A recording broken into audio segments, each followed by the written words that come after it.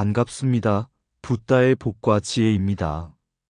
법과 진리를 바르게 따르려는 모든 분들께 부처님의 지혜와 자비가 늘 함께 하시기를 기원드립니다. 오늘 이 시간에는 우리 불교는 어떠한 절대성도 인정하지 않는다는 주제를 통해 부처님께서 설하신 중도의 가르침과 모든 고정관념에서 벗어난 해탈의 지혜에 대해 함께 생각해 보고자 합니다. 불교는 결코 하나의 사상이나 경전에만 매이지 않습니다. 심지어 부처님의 말씀조차 끊임없이 의심하고 성찰하며 그 뜻을 자기 안에서 되새기라고 하셨습니다. 그것이 바로 불교가 절대주의를 거부하는 이유이며 또한 우리 안에 참된 자유와 평등, 자비가 피어나는 길이기도 합니다. 오늘도 바른 길을 향해 함께 걸어가 주셔서 감사합니다. 자, 그럼 우리 불교는 어떠한 절대성도 인정하지 않는다. 그 여정을 함께 해볼까요? 부처님 앞에서 경전을 불사른 제자. 어느 날 한 젊은 비구가 부처님께 다가와 간절히 여쭈었습니다. 세존이시여, 수많은 경전들 가운데 어느 것이 진정한 진리입니까? 어느 경전을 가장 먼저 익혀야 하고 어느 것을 버려야 합니까? 부처님께서는 미소 지으며 대답하셨습니다. 비구야, 그대는 배를 타고 강을 건넌 뒤에도 그 배를 머리에 이고 다니겠느냐? 비구는 당연히 아니라고 답했습니다. 그러자 부처님께서는 이렇게 말씀하셨습니다. 경전은 바다를 건너기 위한 배일 뿐이다. 진리를 향한 길잡이는 될 수 있어도 진리 그 자체는 아니다. 그것에 집착하면 진리를 놓치게 된다. 그 말씀을 들은 비구는 깊은 깨달음을 얻고 손에 들고 있던 경전을 조용히 내려놓았습니다. 그리고 며칠 후 그는 한 권의 낡은 경전을 불사르며 이렇게 말했습니다. 나는 경전을 버린 것이 아니라 경전 속에 집착을 놓은 것이다. 그 소문이 제자들 사이에 퍼졌고 어떤 이들은 그 비구를 비난했지만 부처님께서는 그저 조용히 말씀하셨습니다. 진리를 위해 경전을 버릴 수 있다면 그는 이미 길 위에 있는 사람이다. 경전조차도 집착의 대상이 될 수 있으며 모든 절대적 틀을 의심하고 자신만의 실천과 깨달음을 통해 진리에 이르라. 지혜 대사, 법화경 속에서 중도를 실천한 자. 중국 진나라 말기 한 스님이 세상의 명예도, 권력도, 명분도 내려놓은 채 조용히 천태산으로 들어갔습니다. 그의 이름은 지. 훗날 천태종의 창시자로 추앙받게 될 인물이었습니다. 당시의 불교는 이미 여러 갈래로 나뉘어 경전을 둘러싼 논쟁이 한창이었습니다. 어떤 이들은 유마경을, 어떤 이들은 화엄경을 가장 높은 경전이라 말하며 서로를 비판했습니다. 지혜 대사는 그 혼란 속에서 오직 진리를 향한 길만을 바라보았습니다. 그는 법화경을 통해 깨달음을 얻습니다. 그러나 법화경조차 절대적인 경전으로 내세우지 않았습니다. 그는 말했습니다. 법화경은 중생을 깨달음으로 이끄는 하나의 배와 같도다. 이 배가 중요하되 강을 건넌 뒤엔 반드시 놓아야 한다. 그래서 지혜 대사는 법화경을 모든 사람을 위한 실천적 중도의 길로 해석합니다. 그 결과 탄생한 것이 바로 명저 법화현이입니다.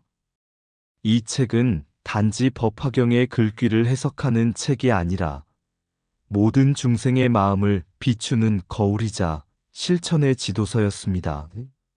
그뿐 아닙니다. 지혜 대사는 정치와 불교의 올바른 관계에 대해서도 깊이 고민했습니다. 그래서 어진 임금은 반야지혜로 나라를 다스려야 한다는 내용의 인왕경소를 집필하였습니다. 여기서 그는 말합니다. 임금은 주체이고 백성은 객체라면 주체가 맑은 지혜를 가질 때 전체가 평화를 누리게 된다. 이 말씀은 부처님께서 늘 강조하셨던 바 자신을 먼저 밝힌 뒤에야 남을 밝힐 수 있다는 그 가르침 그대로였습니다. 지혜 대사는 법화경을 진리로 삼되 경전에 갇히지 않았고 중생을 위하되 권위에 기대지 않았으며 나라를 위하되 정치에 종속되지 않았습니다. 그의 삶은 곧 부처님의 중도 그 자체였습니다. 이처럼 천태대사 지인은 부처님의 참뜻, 즉 비집착의 실천, 중생을 위한 자비, 그리고 융합의 지혜를 몸소 실현한 스승이었습니다. 진리는 경전에 머무르지 않고 실천 속에서 꽃핀다. 부처님은 절대자를 말하지 않았다. 다만 스스로를 깨우라 하셨을 뿐이다. 경전은 배와 같고 깨달음은 강 저편의 땅이다. 중도는 어느 한쪽에도 치우치지 않는 깊은 자비의 길이다. 모든 가르침은 중생의 눈높이에 따라 내려온 다리일 뿐, 그 다리를 신격화하지 말라. 지혜는 따로이 배우는 것이 아니라 자기를 비우는 데서 시작된다. 가장 높은 진리는 말에 있지 않고 고요한 실천에 머문다. 부처님의 권위조차 의심할 수 있어야 참된 불자는 될 수 있다. 법화경은 진리를 가리키는 손가락이지 그 자체가 목적이 아니다.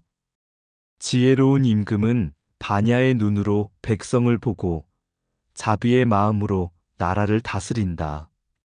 종파에 갇힌 신앙은 부처님을 따르는 것이 아니라 부처를 가두는 것이다. 진리는 늘 열려 있고 누구에게나 열릴 수 있다. 단, 닫힌 마음만이 그것을 보지 못할 뿐이다. 말이 많아질수록 진리는 멀어지고 고요할수록 진리는 가까워진다. 부처님은 믿으라고 말씀하지 않으셨다. 깨달으라고 하셨다. 참된 불교는 하나의 절대도 만들지 않는다. 왜냐하면 모든 것은 서로 의지하며 존재하기 때문이다. 반야로 다스리는 나라, 자비로 지켜낸 백성. 중국 남북 조시대 천태대사 지인은 인왕경을 깊이 통찰하고 한 가지 큰 의문을 품었습니다.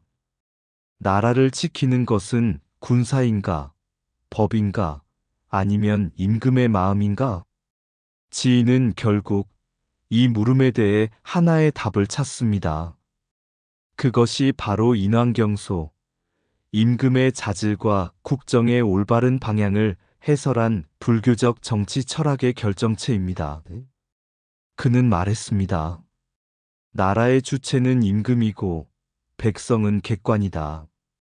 그러나 주체가 어질고 지혜롭지 못하면 객관은 고통에 빠질 수밖에 없다. 그러므로 임금은 반드시 반야의 지혜로 정치를 하여야 한다. 이 사상은 단순한 이상론이 아니었습니다.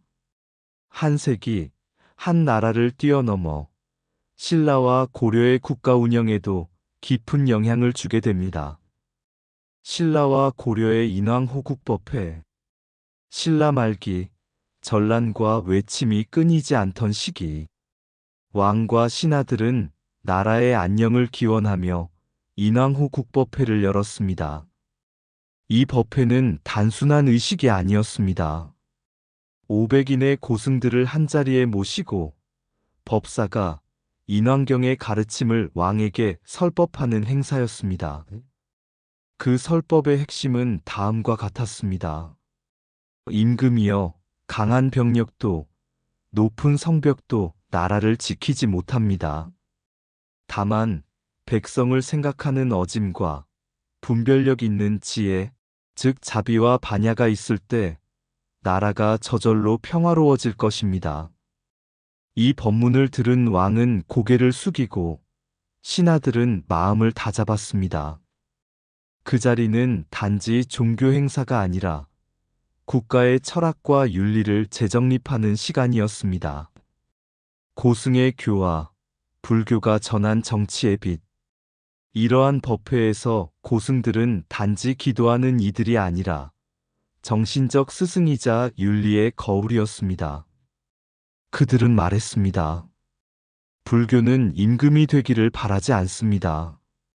그러나 임금이 된 이가 부처의 마음을 담기를 바랍니다. 진정한 호국은 무기로 이루어지지 않습니다. 자비로 다스려진 나라는 스스로 평화를 지니기 때문입니다. 이것이 바로 부처님의 참된 뜻입니다. 왕이라 할지라도 교만하지 말고 스스로를 밝히며 백성을 섬길 때 그 나라는 지혜로 지켜지고 자비로 성장하게 됩니다. 이처럼 인왕경과 지혜 대사의 해석은 불교가 현실의 정치와 사회에 어떻게 진리를 전할 수 있는가에 대한 모범을 보여주며 신라와 고려 시대의 인왕호국법회는 단순한 종교 행사를 넘어 부처님의 중도와 반야를 국가의 중심에 세우려는 실천의 장이었습니다. 나라를 지키는 힘은 병법이 아니라 지혜와 자비다. 어진 임금 한 사람이 100만 병사보다 나라를 더 단단히 지킨다. 반야로 다스리고 자비로 감싸는 것이 진정한 통치다. 부처님은 왕을 부처로 만들지 않으시고 부처의 마음을 왕에게 심으셨다. 정치는 외형을 바꾸지만 불법은 마음을 바꾼다. 참된 호국은 적을 막는 것이 아니라 백성을 편안히 하는 것이다. 지혜 없는 권력은 무력하고 자비 없는 정치는 냉혹하다. 나라의 주인은 임금이 아니라 고통받는 백성이다. 고승은 왕에게 권력을 가르치지 않고 깨달음을 가르친다. 반야는 정치의 나침반이요, 자비는 국가의 숨결이다. 부처님은 법으로 나라를 지키라 하셨지 칼로 지키라 하지 않으셨다. 불법이 강하면 나라가 스스로 평화로워진다. 진리는 왕에게 아첨하지 않고 백성에게 등을 돌리지 않는다. 정치는 바깥을 돌보는 일이요, 수행은 안을 밝히는 일이다. 이 둘은 떨어질 수 없다. 불교는 권력을 꾸미지 않되 권력이 올바르길 침묵 속에서 바란다. 절대가 아닌 길, 부처의 열린 문. 천태산 깊은 곳, 지혜 스님은 하루도 빠짐없이 경전과 참선을 함께하며 수행에 몰두했습니다.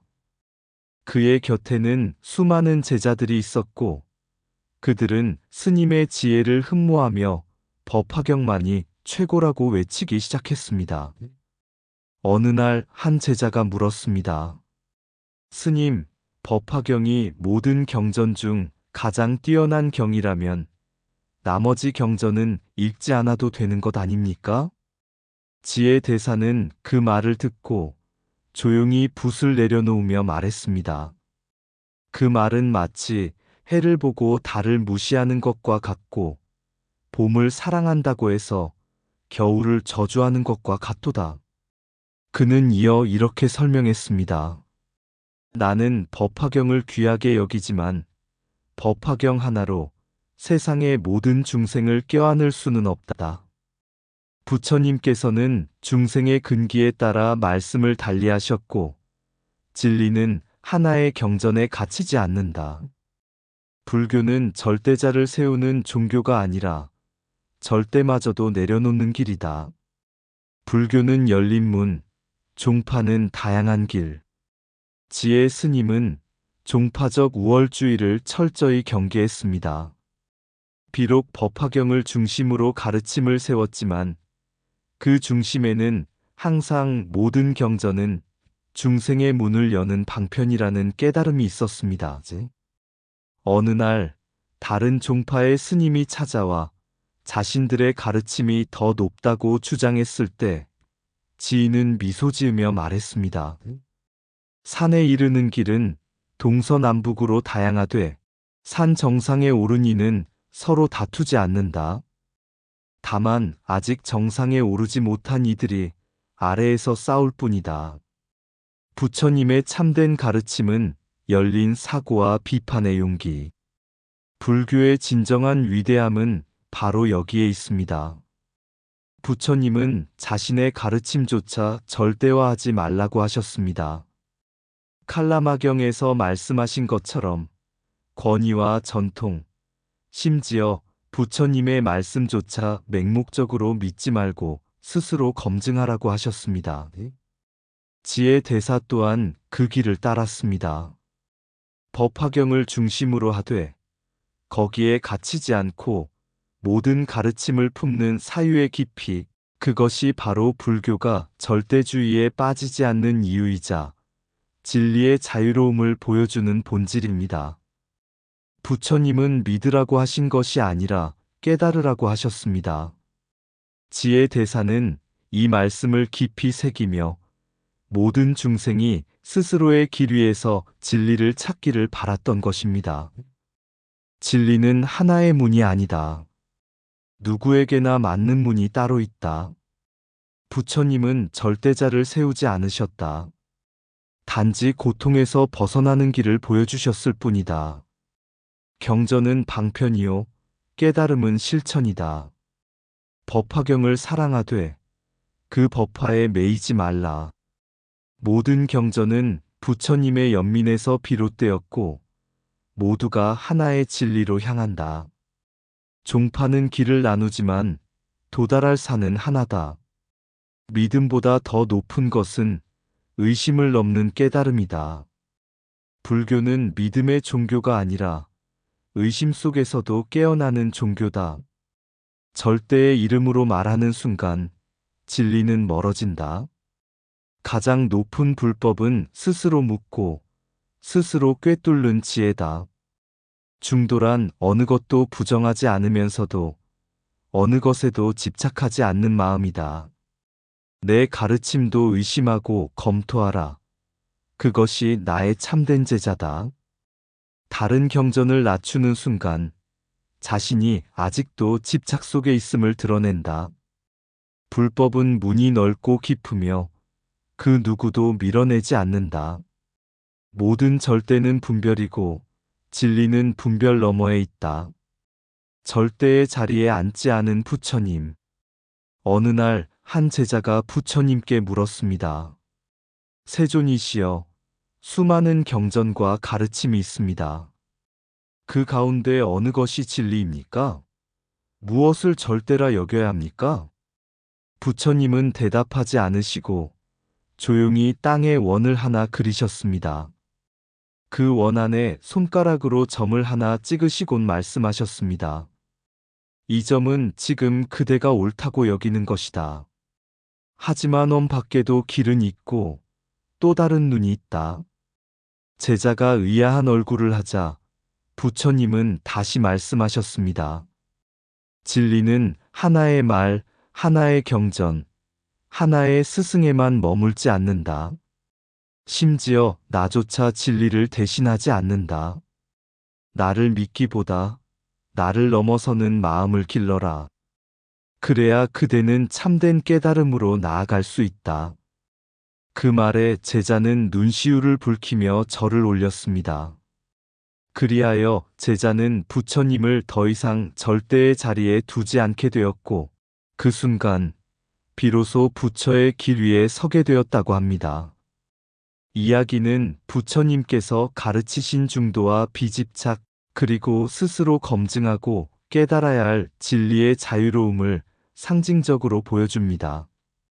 이는 천태대사지의 스님이 남긴 법화경 중심 사상의 깊은 균형 감각과도 통하며 결국 불교는 절대에 머무르지 않고 늘 깨어있는 삶 자체를 진리로 삼는다. 우리 불교는 어떠한 절대성도 인정하지 않는다.